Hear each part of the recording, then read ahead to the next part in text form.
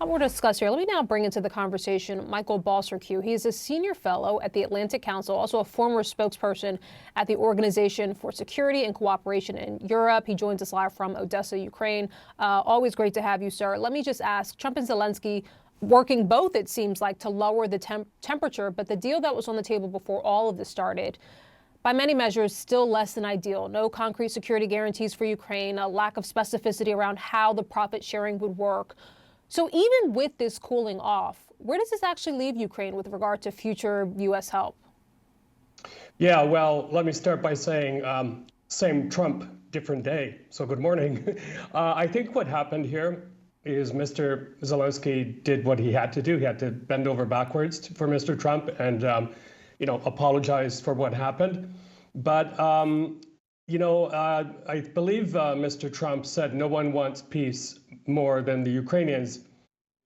From here, people will tell you it seems that no one doesn't want peace more than the Russians. And I'll tell you why is, instead of focusing on that Trump bombast overnight, Ukrainians were sheltering in bomb shelters across the country.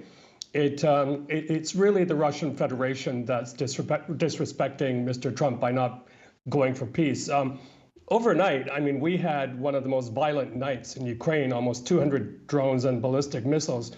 I have seen apocalyptic images from across the country, including here in Odessa. That's what Ukrainians are worried about right now, because they're also, if you read Ukrainian newspapers this morning, it's reminding everybody that temporary suspension on U.S. weapon aid to Ukraine is still on. He did not revoke that. Yeah, and to that point, I mean, we've seen before how damaging a pause can be to Ukraine's military, back supplies. So, when we're thinking about the first part of 2024, so how urgent, Michael, is it to get at least the earmarked aid flowing again? It couldn't be more urgent. We have a situation right now where there's U.S. Military kit stuck on the Polish side of the border. It's literally frozen in its tracks because of that suspension. It's estimated that Ukraine has a supply of Patriot missiles, the ones that can strike down those fast-flying Russian ballistic missiles, to last them till into April, and that's about it. More worrisome here is what would happen to things like intelligence sharing. Whether the Starlink system owned by Mr. Trump's shadow, Elon Musk, will still be operational. And again, those air defense systems. The worst case scenario that is feared here is that Mr. Putin, as he's well known to do, will exploit this pause, this void, where there's no solid red lines enforced by the United States, and go further. If I can add one more thing, however, based on my discussions last night, Mr. Trump has done more for the popularity of Mr. Zelensky and more to reverse the sagging fortunes of the ruling Liberal Party in Canada than anyone else. Mr. Zelensky's popularity here is really, really soaring because he is seen to have stood up to Mr. Trump, and that's something that he'll be very happy with. Yeah, I mean, circling back to that point about the connections, if you might, between how Trump is handling Ukraine, how he's handling Canada, how are you seeing the relationship between the two and how he is treating both countries? Yeah, well, this is bad for both countries. You have to wonder, what are Ukrainians thinking when they see America's best friend, best neighbor, Canada, being attacked as if it's an enemy of the United States?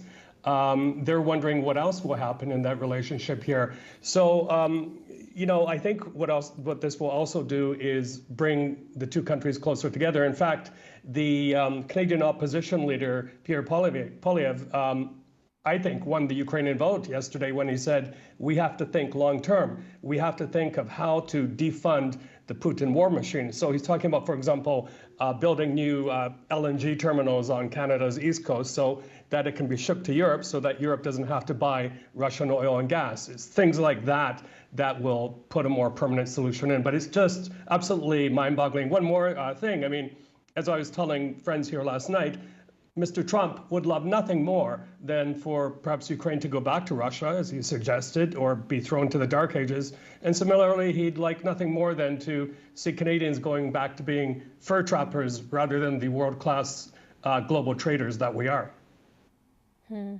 Michael Balser-Q in Odessa for us. Michael, as we just heard from our reporter there, Claire Sebastian, obviously Odessa dealing with some power outages this morning. We appreciate that you could be with us this morning. We appreciate the insights. Thank you. Thank you.